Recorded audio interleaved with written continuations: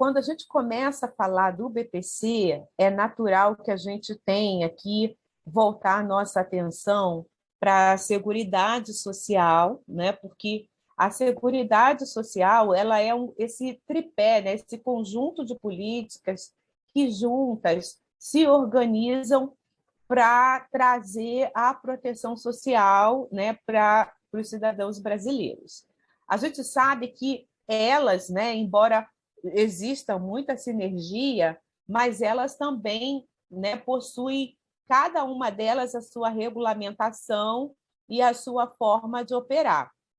Quando a gente fala do benefício da prestação continuada, a gente precisa lembrar que ele apareceu, né, junto com a Lei Orgânica da Assistência Social, embora a gente vai ver que ele transita, né, lembra aí desse tripé entre essas políticas, mas ele vem à tona, né, aí a partir da Lei Orgânica da Assistência Social, a Lei 8.742, de 1993, e vai ser ratificado, né, ali pela Lei do SUAS, a Lei 12.435, de 6 de julho de 2011. A regulamentação dele, né, a forma dele operar do benefício, vai acontecer pelo Decreto 6.214, de 26 de setembro de 2007. Então, esse conjunto de legislações, elas operam, né, no sentido de trazer para nós o entendimento de como que esse benefício ele funciona, né? Ele vem no intuito de trazer essa cobertura social, principalmente para pessoas com deficiência e idosos, né, que não têm condição de prover a sua própria manutenção, né, estão fora do mercado de trabalho, né, fora daquelas regras do regime geral da Previdência Social, e também não têm condição de ter a sua subsistência provida pela sua família. Quando a gente fala, né, eu coloquei aqui a proteção social ao idoso, mas também existe essa condição para a pessoa com deficiência. Por quê? Né? A gente precisa entender, né, as pessoas até falam, né, aquela máxima, aquele dito popular, fulano de tal não trabalhou, mas conseguiu aposentar, né? A gente sabe que isso não existe, né? Porque as regras da aposentadoria, elas são claras, né? Em termos de idade e de contribuição, né? 60 anos para mulheres, 65 para os homens, né? Então, esses dois aqui, círculos, estão cobertos pela Previdência Social, né? Mas para quem não tem essa condição de ter provida a sua subsistência, né? A gente sabe que o idoso, né, a idade que configura o idoso, né, a condição da pessoa idosa, é a partir de 60 anos. Mas veja, até para contemplar, né, essa isonomia aqui, a gente tem aí o benefício da prestação continuada também, né, aí contemplando a partir de 65 anos. Para a pessoa com deficiência, também vai ter as regras, né, que são específicas para a sua aposentadoria, né, que vai ser ali definida pelo INSS, né, para a pessoa com deficiência que está inserida. Então, a gente precisa entender, né? É como se viesse ali juntos, né, por conta de ser pessoa com deficiência, de ser idoso, mas a condição no mercado de trabalho, né, de ter a sua inserção provida, vai diferenciar, né? E o benefício da prestação continuada é aquele que vai ficar, né, com o grupo da assistência social. Então, assim, a gente tem a condição do idoso e da pessoa com deficiência, né, que tem a sua subsistência via mercado de trabalho, e está aqui na Previdência Social, né? E tem aqueles que estão na contingência dessa realidade, né? Não tem condição de serem providos, né, com aquilo que são os seus recursos. Então, esses vão estar no âmbito da assistência social. Eu coloquei aqui, né, vocês vão ver que em meio aqui à nossa apostila eu trago até elementos para que a gente o tempo inteiro visualize o que está na assistência social e o que está no INSS, né? Para fins do benefício da prestação continuada, né, a avaliação do grau de deficiência, né, e seu impedimento vai ser ali avaliado pelo INSS, né, que vai se basear no modelo de avaliação que é da Classificação Internacional de Funcionalidade, né, que foi firmado pela Organização Mundial de Saúde. A Organização Mundial de Saúde ela adota critérios, né, que são internacionais, tanto do aspecto, né, do CID, que é aquele classificador, né, internacional de doenças, como para a classificação internacional de funcionalidade. Muitas pessoas acham que o CIF é só para pessoa com deficiência, mas, na verdade, assim, tanto o CID, né, que é o Código de Doenças, quanto o CIF, eles são funcionais, porque o CIF ele mede a funcionalidade, enquanto o CID, né, é a classificação das doenças, né? Então, esse modelo ele vai se pautar numa avaliação que é social e que é médica, né? E que vai fazer com que, no âmbito do INSS, tá? Não é da assistência social, tá? É importante a gente entender. Eu coloquei aqui, né, o BPC como dentro do concurso da assistência social, mas ele também, né, obviamente, é parte do conteúdo para o concurso do INSS, e é importante a gente entender essa dinâmica que existe entre essas políticas, né, da previdência social e da assistência social. Então, essa classificação internacional de funcionalidades, né, em geral, gente, olha só, em geral, ela não cai em concurso, tá? Assim, eu ainda não vi um concurso, tá, que trouxesse, porque esse aqui é um conteúdo que, obviamente, assim, quem está atuando no INSS, né, vai ter a necessidade de compreender. Mas antes de ingressar, raramente isso vai ser cobrado. Mas é importante que a gente entenda essa aferição, né, que passa ali pelos critérios do INSS para a concessão do benefício da prestação continuada, onde o médico vai fazer ali as suas avaliações, né, as funções e estruturas do corpo, aprendizagem e aplicação do conhecimento, tarefas, demandas gerais, comunicação. Existem aquelas que são exclusivas do médico e aquelas que também, né, eles dois vão exercer, né, tanto o parecer médico, laudo médico, quanto o laudo social, tá? E que vai atribuir a uma classificação de deficiência, tá? Isso aqui é importante até para a gente ver mais adiante a condição do auxílio inclusão, tá certo? Mas é importante a gente ter esse conhecimento para entender como que a pessoa com deficiência, né, ela tem ali essa avaliação tanto médica quanto social. Eu até estava falando aqui para vocês, né, que eu trago sempre elementos do que está no INSS e na assistência social. No caso da aposentadoria da pessoa com deficiência, né, que eu estava falando mais adiante, eles vão adotar o índice de funcionalidade brasileiro aplicado para fins de classificação e concessão da aposentadoria da pessoa com deficiência. Cláudia, eu preciso saber disso? Eu vou falar novamente. Isso raramente cai em questão de prova, mas é importante vocês conhecerem e estarem preparados, né? Obviamente, porque é parte da legislação previdenciária, pelo menos. E a gente também tem, né, aí mais para fins de conhecimento mesmo, que é a portaria conjunta, né, que vai trazer a condição, né, também de balizar aquilo que vai ser a avaliação pericial da pessoa com deficiência. Em geral, na prova para assistente social da pessoa, quando trata desse tema do benefício da prestação continuada, não se adentra nesses aspectos mais operacionais, tá, da concessão do BPC. É um conhecimento essencialmente técnico, né? Mas, para que vocês tenham uma informação completa, eu trago aqui, pelo menos para vocês saberem da existência e, obviamente, né, ter aí a possibilidade de ampliar esse conhecimento.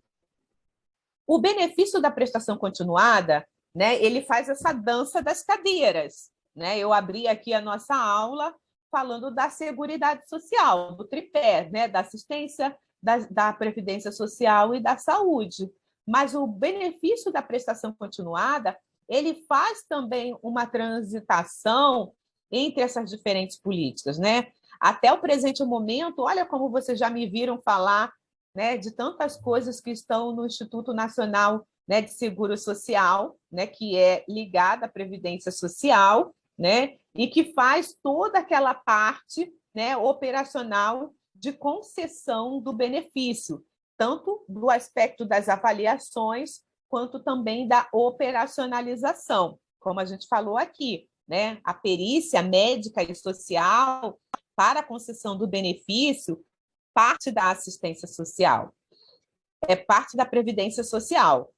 Mas, né, a assistência social vai ter uma participação muito importante no que tange, né, a esse processo da habilitação, porque um dos critérios está, né, no acesso ao cadastro único dos programas sociais, né, que é a base também para a concessão do benefício da prestação continuada, e também no monitoramento e acompanhamento do benefício da prestação continuada, que vai ter essa sinergia com a política de assistência social. Mas a gente precisa entender que o benefício da prestação continuada, ele não é, assim, um dos produtos do INSS, né? Se a gente pensa assim no INSS, tem aposentadoria, né? Tem aposentadoria, tem né, o auxílio por incapacidade temporária, né? Tem lá a pensão por morte, tem uma série de produtos que estão na Previdência Social. Mas o benefício da prestação continuada, né, ele, pelos aspectos, né, operacionais, e talvez até alguém confunda, né, se confunde com a aposentadoria em muitos aspectos, mas ele é um produto da assistência social, porque ele é um dos elementos que vão se somar ao Sistema Único da Assistência Social, né? E, por exemplo, o beneficiário do BPC, ele tem o seu cadastro único, mas ele também é referenciado no CRAS, né? Isso, por contingência das situações da vida, também pode ser do CREAS, né? Porque, obviamente, quando a pessoa idosa, por exemplo, vive numa condição de acolhimento institucional, né, numa instituição de longa permanência, se é a pessoa com deficiência, também está vivenciando esse quadro de acolhimento, né, e sem contar as situações que são próprias do CREAS, né? A gente precisa entender, né, que tanto do aspecto da proteção social básica como da proteção social especial, o benefício da prestação continuada, ele está ali, né, atuando. O beneficiário do BPC, ele é atendido pelos serviços que são ofertados no CRAS e no CREAS, né? Os serviços de fortalecimento de vínculo, tá? Os serviços de abordagem, os serviços que fazem, né, com que se promova aquilo que são os objetivos da assistência social. Então, é importante a gente ter essa dimensão, que muitas vezes, né, a gente começa a entender ele muito dentro da previdência social, mas a gente precisa entender ele também dentro dessa sinergia com a assistência social. E não só, né? Porque o beneficiário do BPC, ele também vai ser um usuário, né, do Sistema Único de Saúde, por exemplo, ele vai estar referenciado, né, nas equipes matriciais de saúde da família, né? Ele vai estar ali nos programas de atenção primária.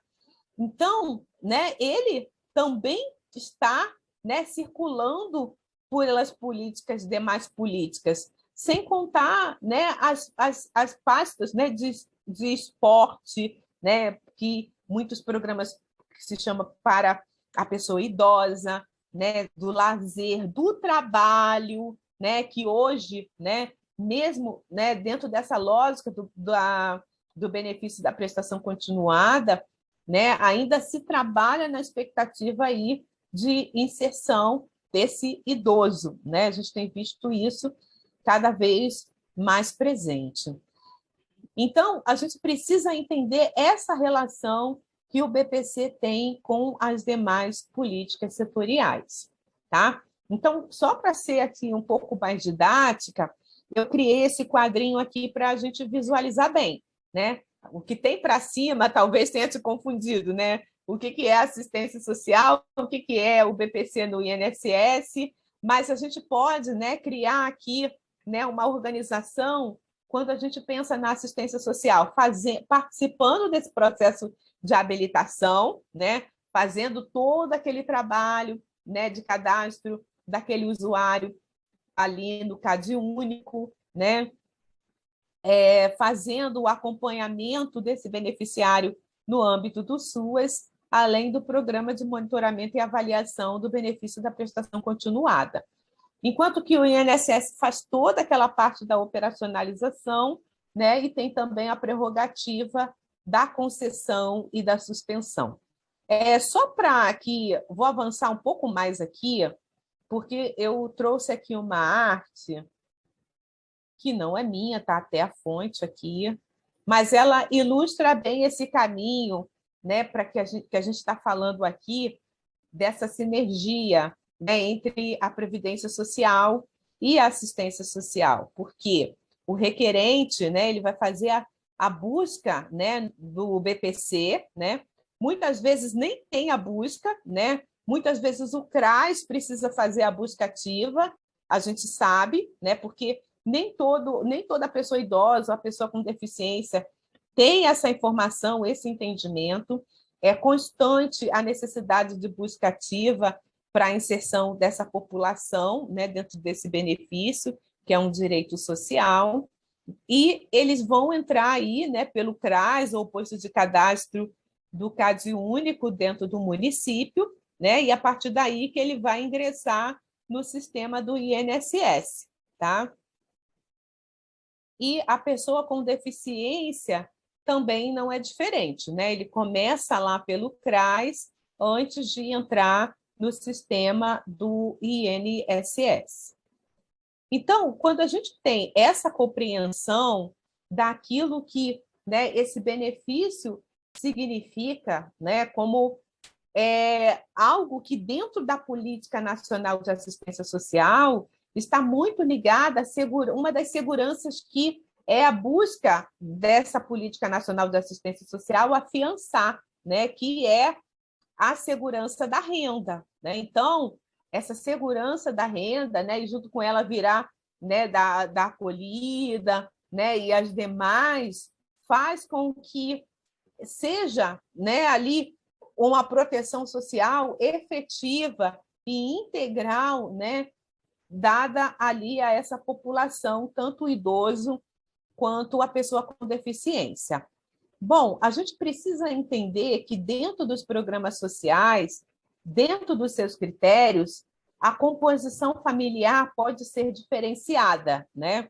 Por exemplo, para efeitos do BPC, a composição familiar da mesma residência, ela precisa ter ali uma renda familiar per capita igual ou inferior a 1/4 do salário mínimo, né? Que no atual ano de 2022, né? Que é quando eu estou aqui gravando essa aula, né? A gente tem aí R$ 303, né? R$ 303 por per capita. E qual seria essa composição familiar para efeitos do benefício da prestação continuada? A gente pode entender que o cônjuge, o companheiro, os pais, né, seja sejam pais, né, biológicos, a madrasta ou padrasto, os irmãos solteiros, os filhos e enteados solteiros e se houver, né, menores que sejam tutelados. Esse núcleo familiar, né, a gente precisa entender que como se caracteriza a renda desse grupo para fins de BPC. Ah, Cláudia, mas tem um sobrinho que reside, tem um tio que reside, né? A gente precisa entender, dentro da configuração daquilo que é a provisão do núcleo familiar, que configura aquilo que pode ser, né, ali a provisão de alimentos para esse grupo. Então, é daí que surge essa configuração da unidade familiar que vai ser ali, né, pensada para efeitos da composição do benefício da prestação continuada. Ele é um benefício que somente vai poder ser cumulado, né, com outro recurso auferidos em termos de assistência médica ou de alguma pensão especial de natureza indenizatória, tá? Nunca, obviamente, né, ali angariada por efeitos, né, de contribuição dentro do mercado de trabalho, tá?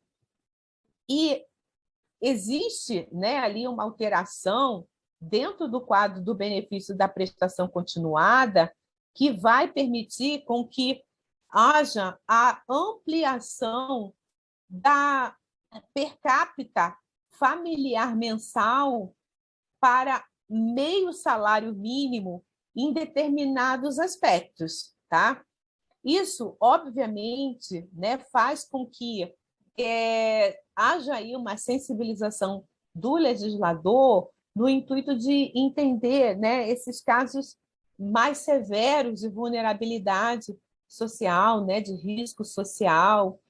Então, né, quando a gente pensa, né, que hoje, se a gente está trabalhando, né, com um critério dentro do cadastro único, né, que seria de até, né, 3 salários mínimos, mas a gente precisa também lembrar, né, que existe essa per capita, né, que obviamente vai configurar, né, vai criar esse recorte para a concessão do benefício da prestação continuada.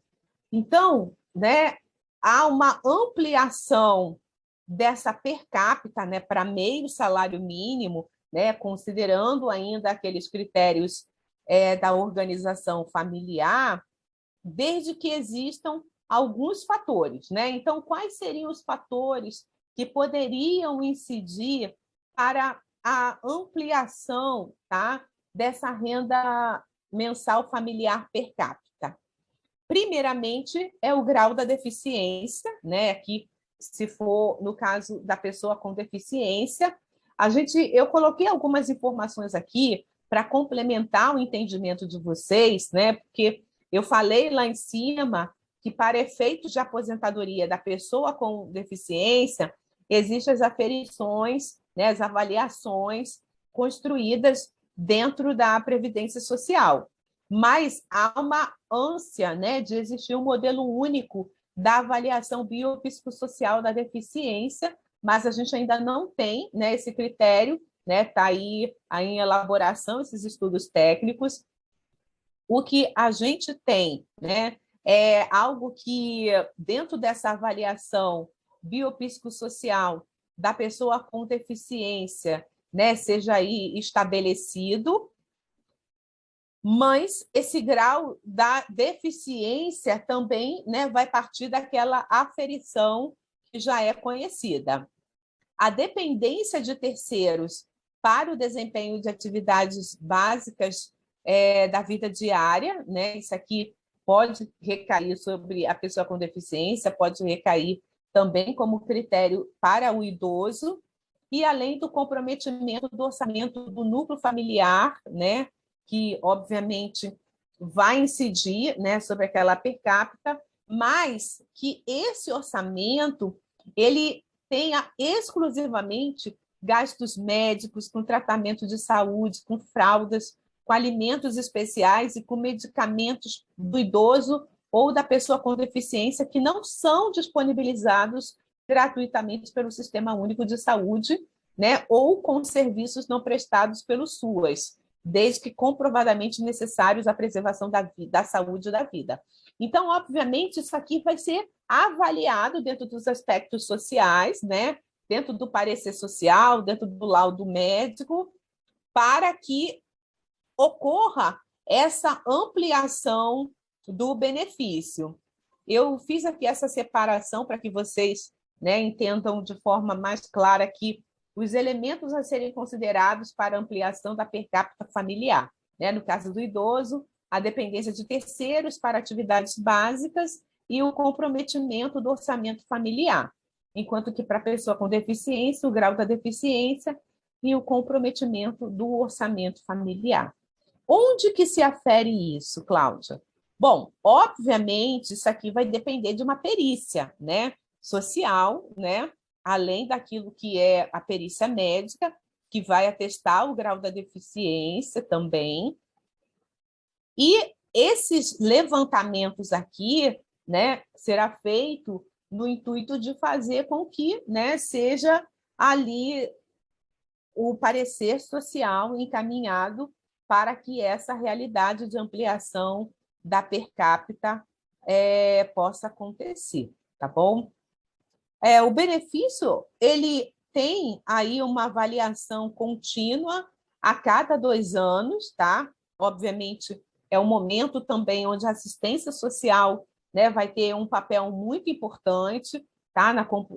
Na contribuição para esses estudos, e faz com que exista também, né, aí um acompanhamento até para que aquelas condições que geraram, né, a habilitação para o benefício também sejam constatadas, se foram já superadas, tá? Ou, né, no caso da pessoa com deficiência, a gente vai falar mais adiante, né, do auxílio inclusão, que pode trazer essa cessação do benefício da prestação continuada, caso supere ali, né, as suas condições que o habilitou. No caso do idoso, né, a gente pressupõe que mais as situações por morte é que pode fazer com que esse benefício cesse. E aí a gente vê mais uma vez a diferença, né, da aposentadoria, né, no caso do idoso, né, porque obviamente aqui não gera nenhuma sucessão, né, esse tipo de benefício para, né, dentre ali o seu grupo familiar. E é importante a gente entender que, para a pessoa com deficiência, o desenvolvimento das suas capacidades, né, sejam elas, né, as cognitivas, as motoras, as educacionais, e a realização de atividades não remuneradas de habilitação e reabilitação não são motivo de suspensão ou cessação do benefício da pessoa com deficiência, né? Então, obviamente, há de se destacar, a gente vai ver daqui a pouco como são claras, por exemplo, os critérios do auxílio e inclusão, né, onde pressupõe que a pessoa com deficiência está vinculada ao mercado de trabalho. Nesse caso, né, assim, ela pode exercer atividades, digamos assim, laborais, né, desde que, né, não exista, né, ali remuneração, mas que venha a somente caracterizar a questão da habilitação e da reabilitação. A cessação do benefício da prestação continuada, né, da pessoa com deficiência, não impede que exista a concessão de um novo benefício, desde que atendidos os requisitos definidos em regulamento. Isso, mais uma vez, tem a ver com o auxílio inclusão, né? Porque o auxílio inclusão ele pode ser, nesse caso, né, intermitente, digamos assim. Ele pode cessar, né, ali a habilitação para o BPC, porque a pessoa com deficiência está inserida no mercado de trabalho, mas terminando, né, aquele vínculo empregatício, ele pode vir novamente a se habilitar dentro do critério do benefício da prestação continuada, se assim for o caso. A gente precisa entender que existe uma condição, né, que muitas vezes esse benefício da prestação continuada ele vai ser concedido, né, judicialmente, administrativamente, mas que sempre vai ter a avaliação das condições que ensejaram sua concessão ou manutenção, sendo-lhe exigida a presença dos requisitos, né? Obviamente, o que existe dentro dessa condição é que, né, mesmo que no primeiro momento não se caracterize ali a evidência daquelas regras para a habilitação do beneficiário e essa concessão ocorra, né, mediante alguma medida judicial, administrativa, né, de recorrer, né, teve o benefício negado, então tem que ter o recurso.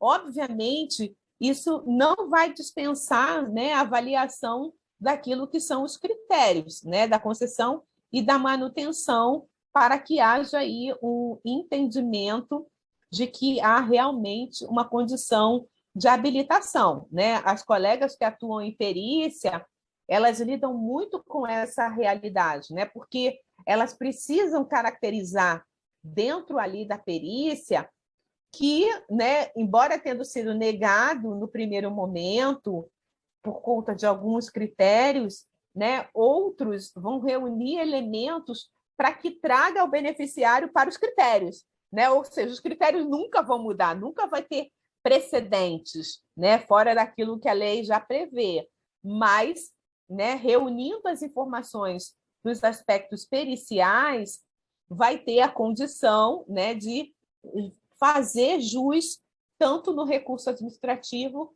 quanto no judicial, tá? E esse benefício da prestação continuada, ele vai ser suspenso, né, quando a pessoa com deficiência exercer atividade remunerada, inclusive na condição de microempreendedor individual, tá? E daí que o auxílio inclusão vem suprir essa lacuna. Por quê? A gente precisa entender, né, não quero antecipar aqui,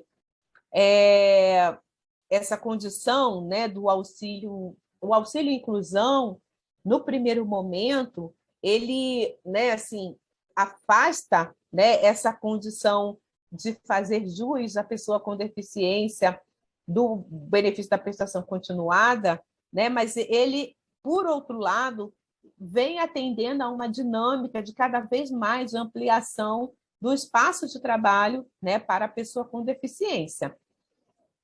Obviamente que, tão logo extingua, né, essa relação empreendedora, trabalhista, né, e também cessado o prazo do pagamento do seguro-desemprego e não tendo o beneficiário adquirido qualquer outro direito, né, benefício previdenciário, poderá ser requerida a continuidade do pagamento do benefício, né, sem necessidade de realização de perícia médica ou reavaliação da deficiência e de grau de incapacidade para esse fim, né?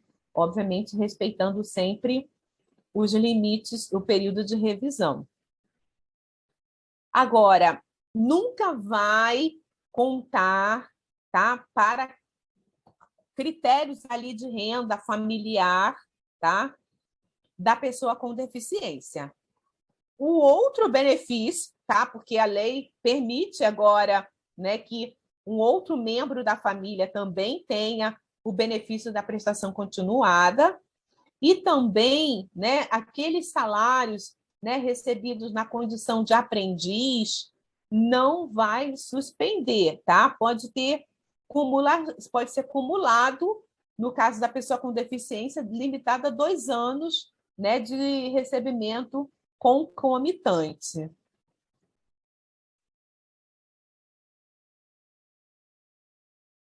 Bom, a gente, né, falou agora do benefício da prestação continuada e eu falei o tempo inteiro, né, daquilo que era o auxílio inclusão. Por quê? o auxílio inclusão, ele vem acompanhando, né, essa busca, pelo menos, né, da inclusão no mercado de trabalho e de tentar, né, acompanhar aquilo que tem sido aí essa mudança do próprio entendimento, né, daquilo que é a pessoa com deficiência dentro do benefício da prestação continuada.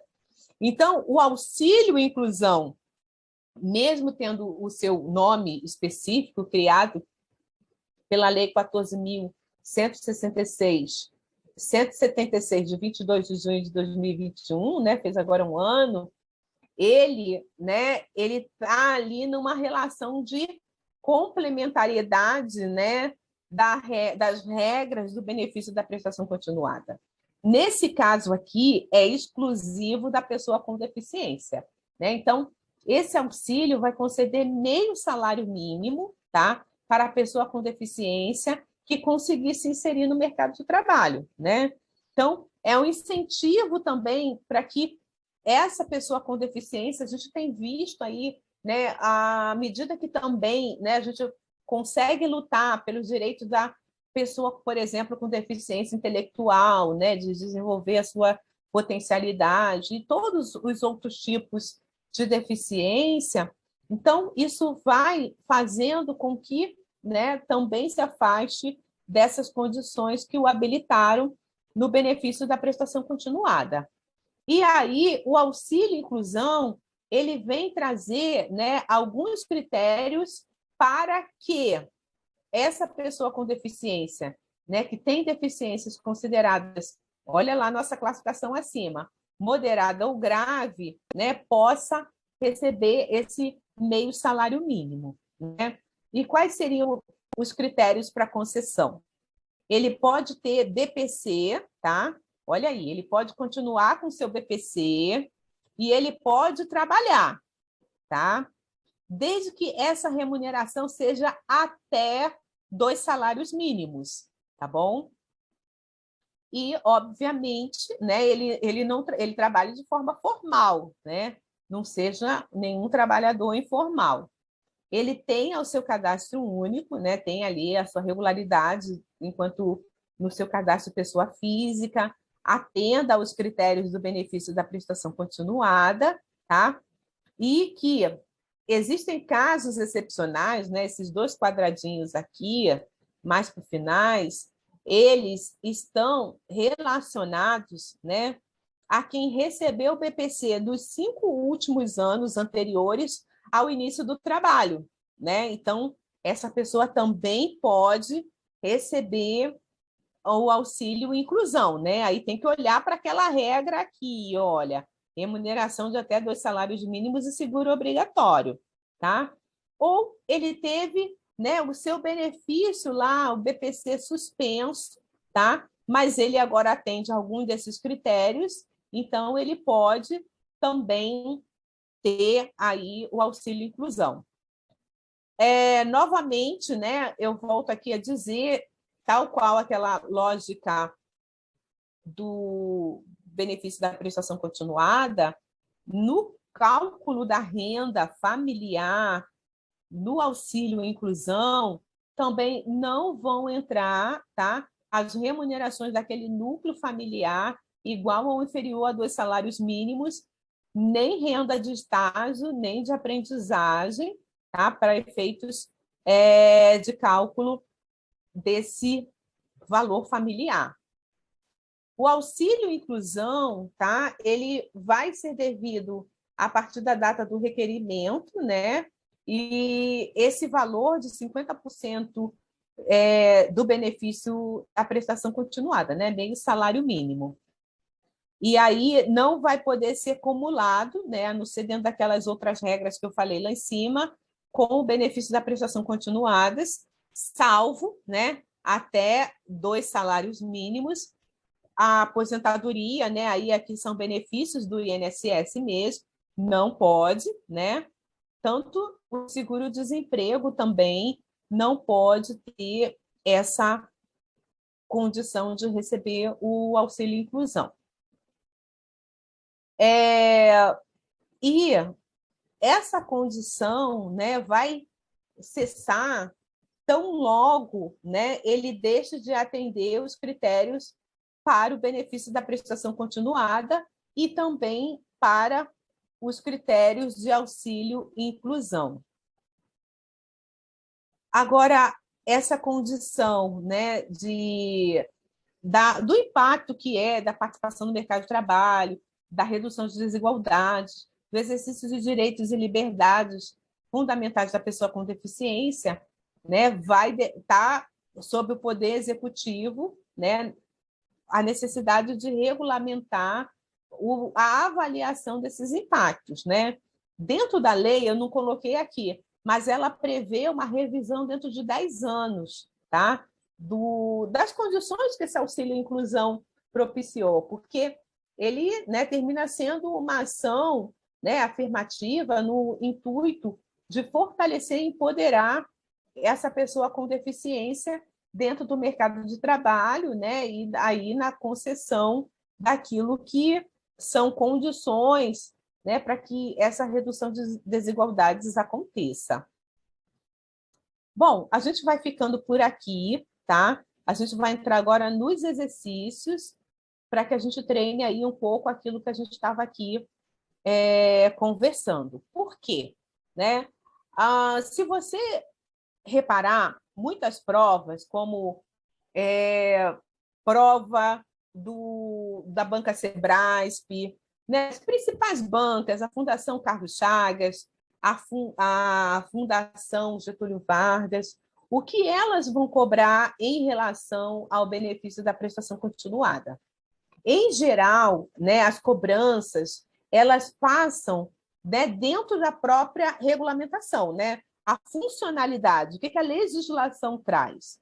Obviamente, a gente sabe que existe uma farta literatura dentro do serviço social, né, dentro das ciências sociais, né, que vem no sentido de problematizar, que vem no sentido, né, de analisar essa legislação.